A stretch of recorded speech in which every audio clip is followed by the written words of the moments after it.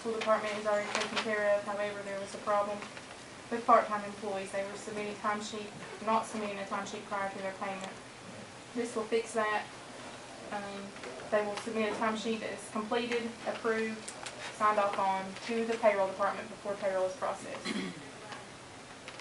And then the other employees will present their timesheet when they pick up their payroll document. Madam Chairman? Yes. This doesn't fix the problem. It may temporarily with the system we have, but the county does not lag payroll, have not lagged payroll, and that creates a nightmare for the finance department. So what I would like to see, instead of making the change here, is that we outline a time frame, maybe of 5 months, say the end of June 30, that we lag the payroll 1 week, and at the same time implement direct deposit to streamline and improve the efficiency in that department. Now, if there is an error in payroll, since we're paying real time, basically, it's almost impossible to correct by payroll day.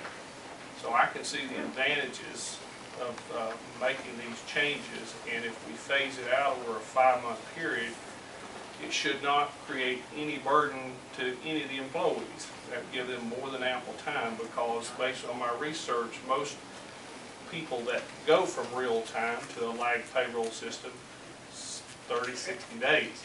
So we'll be giving them well more than sufficient amount of time to get prepared for that. I called Johnson County and Washington County, and they do lag their payroll. McMinn County only lags the payroll of their part-time employees. They do not for full-time employees. Greene County and Jefferson County do not lag their payroll. Those were the only counties I was able to talk to the financial director. And I tell you, after talking to several counties, you really appreciate the finance department that we have here in Carter County, and the answers that you get when you ask for information. So I'm telling you, I'm very proud of our finance department here in Carter County. We went on direct deposit back in October of 2006, which was on a voluntary basis, and now we have about 80-20. 75-25 for the overall county, schools and county included. That's for the entire county. At that time, it was our projection to go to full-time direct deposit within a year. I don't know if the change in finance director, or if it was my failure to follow up on this. I don't know who's to blame, but why we didn't go to direct deposit, you know, at the end of the time frame that was established. Needless to say, it hasn't occurred, and so this is where we are. So from 2006 till today, we are at this rate.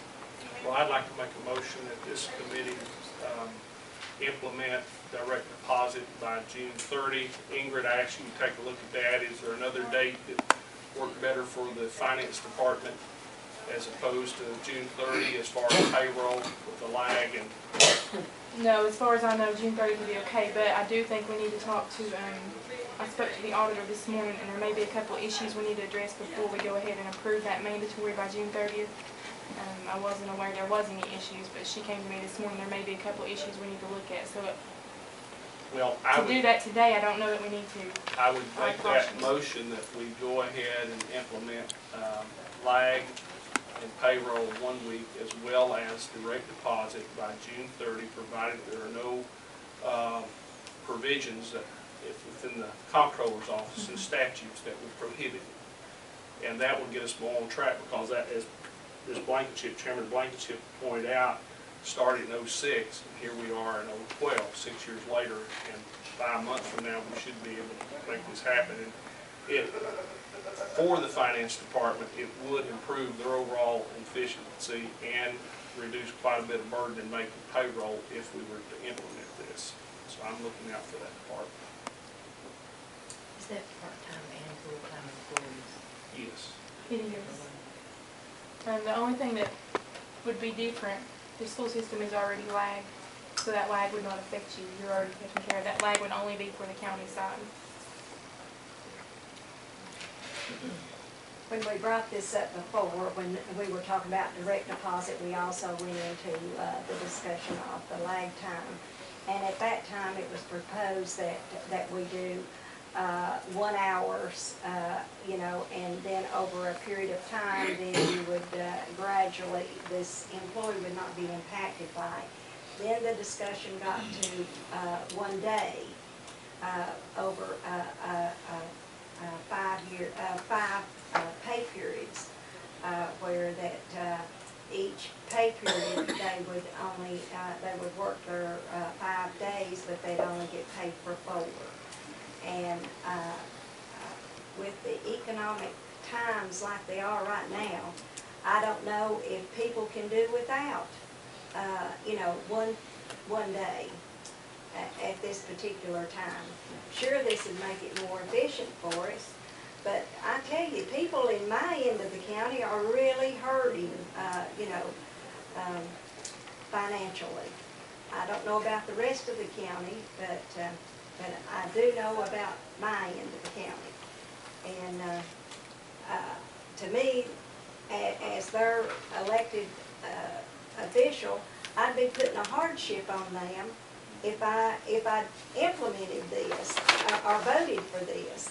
So it kind of makes me have to stand back and take a different look at it. Sure, from the business standpoint, I can see why it would need to be done. I can see that down the road, the auditors are going to ask us, why haven't we done this? But right now, with the economic time,